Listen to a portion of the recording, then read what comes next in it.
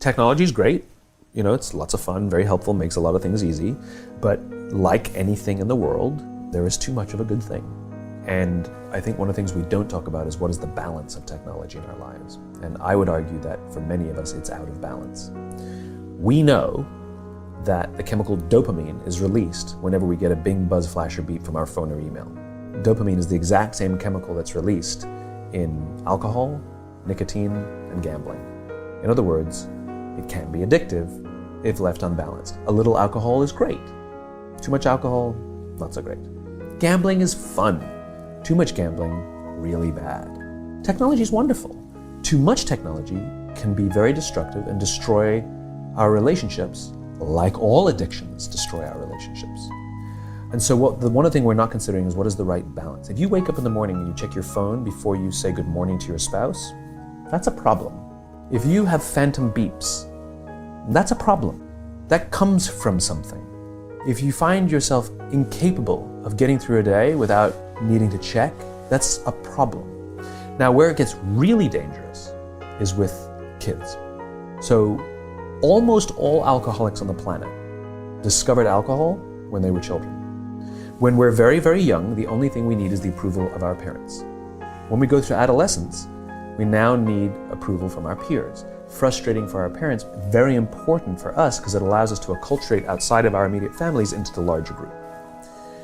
Very stressful time, and we're supposed to learn in this time of anxiety to rely on our friends, to reach out to our friends for help. That's what we're supposed to learn. Some people, quite by accident, discover alcohol, and then they learn the numbing effects of dopamine actually help them get through the stress of adolescence. This connection, unfortunately, becomes hardwired. And so for the rest of their lives, when they face any kind of financial, career, or social stress, they don't turn to a person, they turn to the bottle. Now, we have age restrictions on alcohol, cigarettes, and gambling, because we know that an immature mind is not yet strong enough or mature enough to deal with the powers of these addicting chemicals, these addictive chemicals, right? So we put an age limit. We have no such age limit for age restriction on social media or cell phones. So ostensibly what we've done is we've thrown open the liquor cabinet and we've said to our adolescents, hey, I know this whole adolescent thing is really stressful, so here's the vodka, take as much as you need. That's basically what we've done. And so what we have is an entire generation that's growing up addicted. And like all addicts, they haven't learned the skill set of when they suffer stress to turn to a person. What they do is they turn to the device. And what that only does is increase senses of isolation and loneliness, and can actually destroy relationships. We've all had the experience where you're with somebody walking down the street in a meeting, out for dinner, whatever, and they pull out their phone and you feel like an idiot, right? Or when you're talking to them and they're going, and you're sort of like, what's the point of this? Now take an entire generation that has no memory of a time before the device. We at least can reference times before cell phones and internet and social media. We at least have a point of reference. They don't. So this is their normal, that's how they feel. So you have an entire generation growing up with addiction and an increased sense of loneliness and isolation. We're already seeing the results. We're seeing increased rates of suicide amongst this generation. We're seeing increased rates of accidental deaths due to overdoses amongst this generation. We're seeing increased numbers of mass homicides, largely performed by this generation. School shootings, over 70% perpetrated by kids born after the year 1984. Schools, universities are now dealing with numbers they've never dealt with before of kids requesting leaves of absence due to depression. We're seeing the effects of loneliness and isolation. We're seeing it, and yet we're not reacting to it. We're not doing anything about it. And parents are a lot to blame for this. Because parents, there are some schools who want to restrict phones in the schools, and it's the parents who demand that they keep their phones in case of emergencies. When was the last time the cell phone was used for an emergency? So what time are you coming home? What time should we pick you up? And if there is an emergency, you call the office, and they know what classroom the kid's in, and in 5 minutes, they'll bring the kid to talk to you on the phone. The old way worked just fine. Innovation, it has to solve a real human problem. What human problem exactly did we solve by compressing the 5-minute time frame? We added to the problem, we didn't solve it. So that's one huge problem.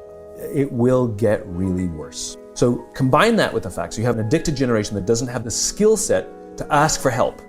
Combined with the fact that they're so good at Facebook and Instagram, they're good at putting filters on everything. So they're good at showing you how smart and strong they are. These kids who commit suicide, you go look at their Instagrams, you would have no clue that they were depressed because they're happy and they're star athletes.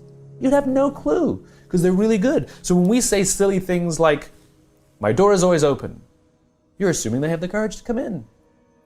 Combined with the fact that they're subject largely, not all, but too many, to a failed parenting strategy.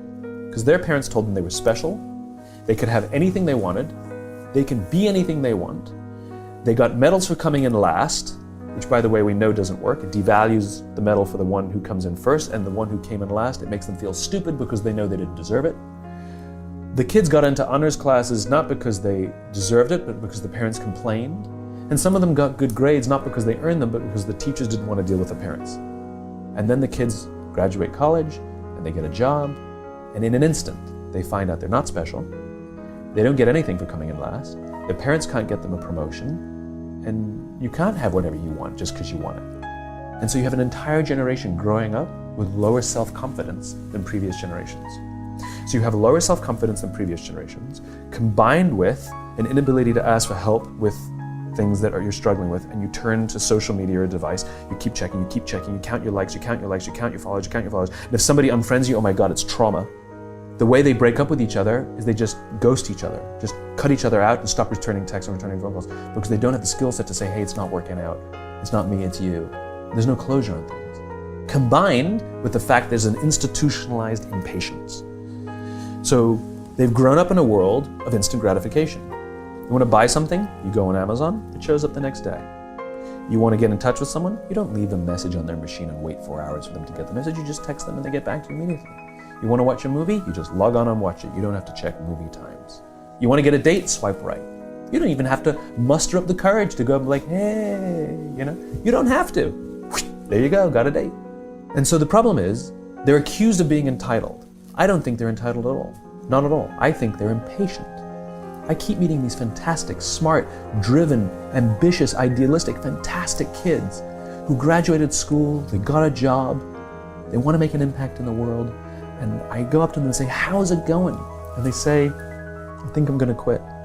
I'm like, why? They're like, I'm not making an impact. I'm like, you've been here 8 months. It's as if they see the summit of a mountain. They're standing at the foot of a mountain, they can see the summit, they can see the thing they want, I want to make an impact. What they don't see is the mountain, this large, immovable object. You can go up fast, you can go up slow, I don't care, but there's still a mountain. What they don't understand is that life, that relationships, and career fulfillment are a journey. There's no app for that. I got nothing. You gotta go through the slow, plodding, annoying, meandering process called career and life. It's impatience. And because they don't have the skill set to ask for help, and because they feel lonely, it compounds and compounds. So then we dump them in office environments that are built on theories from the 80s and 90s that prioritizes a number before a person, and no one really cares about their confidence and their personal growth. They're just numbers on a spreadsheet. And so they enter work cultures that don't help them. And the problem is they're entering the workforce at a deficit. I hear from kids, they tell me that they struggle to form deep, meaningful relationships, and the companies don't care. And so it's destructive to them as individuals, but ultimately it'll hurt the companies because more and more millennials are entering the workforce. I believe that now the responsibility on companies is even greater than it's ever been before to take care of its people. Because if the environments in which we're asking our youngest workers to work in isn't built to help them, I can't even imagine what the suicide and homicide and just the rates of depression, an accidental death due to overdose are going to look like in the future.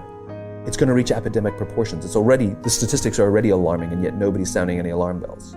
Parents have to intervene. We have to stop giving our kids free access to social media and phones at young ages. They are not ready for it. Their minds cannot cope with the dopamine. Balance is fine. You can give a kid a phone, but they can't use it in their bedroom. They can't have it at the dinner table. They can't take it to school. They can only have it up to a certain hour, and you take it away.